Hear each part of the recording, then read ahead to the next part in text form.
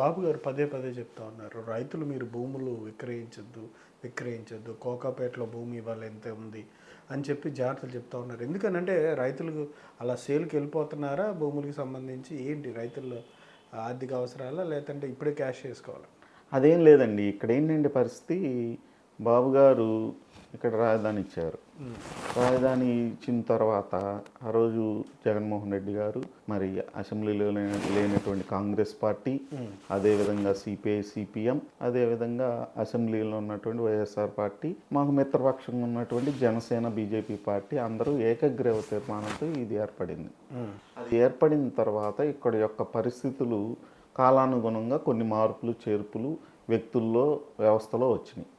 ఆ తర్వాత వచ్చినటువంటి జగన్మోహన్ రెడ్డి యొక్క అరాచకంతో ఇక్కడ ప్రాంతం అంతా చాలా ఇబ్బందులకు గురవటం, ఆర్థికంగా అనేక లోటుపాట్లకు గురవటం, అప్పటికే చంద్రబాబు గారి యొక్క సంతకంతో మా ఆర్థిక పరిస్థితి కొంత మెరుగ్గా ఉండటం వల్ల కొన్ని ఖర్చులు అధికంగా చేయటం అలవాటు పడి ఉండటం వల్ల ఆ 5 సంవత్సరాల్లో జగన్మోహన్ రెడ్డిని ఎదుర్కోవటానికి కింద స్థాయి నుంచి సుప్రీంకోర్టు దాకా రైతులందరం కూడా మేము చందాలు వేసుకొని ఖర్చు పెట్టడం, ఈ శిబిరాలు నడపడానికి ఖర్చు పెట్టడం, మాతో పాటు రాష్ట్రంలో అనేక ప్రాంతాల వారు ఇక్కడ అభివృద్ధిని, ఈ అమరావతిని ఆంధ్రప్రదేశ్ కోసం అనేక సహాయ సహకారాలు ఆర్థికంగా చాలామంది ఎన్ఆర్ఐలు కూడా మాకు ఆర్థిక సహాయం అందజేయటం, దీనన్నిటితో మేము జగన్మోహన్ రెడ్డి గారిని ఎదుర్కొని హైకోర్టులో గెలవటం, సుప్రీంకోర్టులో కూడా గెలిసేదాకా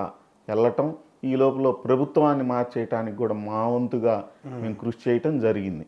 ఇటువంటి పరిస్థితుల్లో ఇక్కడ ఆర్థిక ఇబ్బందులు ఏర్పడటం, అదేవిధంగా మరి పెళ్ళిళ్ళు, మరి అంతకుముందు మన అబ్బాయిని ఇంజనీరో లేకపోతే డిగ్రీయో చదివిద్దాం అనుకున్న వాళ్ళు కూడా మరి కొంచెం వెసులుబాటు వచ్చిందని పిల్లలు కూడా తల్లిదండ్రులను అడగటం, నేను డాక్టర్ చదువుతానను లేకపోతే ఇంకోటి చదువుతానను అడగటం, దాంతో మరి భారీ స్థాయిలో ఫీజులు కట్టి మరి చేయాల్సి రావటం, పిల్లలు కూడా ఒకరిని చూసి ఒకరు నాకు అలా పెళ్లి చేయాలి, ఇలా పెళ్లి చేయాలి, ఇలా ఫంక్షన్ చేయాలి అంటే బీ ప్రాక్టికల్గా నేను ఇటువంటి ఆర్థిక అవసరాలు పెరగటం వల్ల రైతులు ఇక్కడ అమ్ముకోవాలని కొంతమంది ప్రయత్నం చేస్తూ ఉంటారు. అది సహజంగా సమాజంలో జరిగేదే, అదేం కొత్త ఏం కాదని చెప్పి నా యొక్క అభిప్రాయం.